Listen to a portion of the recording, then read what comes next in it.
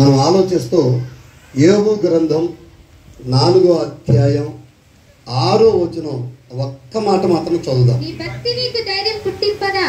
అక్కడున్న మాట, నీ భక్తి నీకు ధైర్యము పుట్టించదా? నీ యథార్థ ప్రవర్తన నీ నిరీక్షణకు ఆధారము కాదా? ఈ విషయాన్ని ఒకసారి జాగ్రత్తగా వింటూ మనసారా ఆలోచించండి. ఇప్పుడున్న మాట ఏంటంటే, నీ భక్తి నీకు ధైర్యము పుట్టిస్తుంది, మొదటి మాట. రెండో మాట ఏంటంటే, నీ యథార్థమైన ప్రవర్తన దేనికి ఆధారమైందంట? దేనికి ఆధారమైందంట?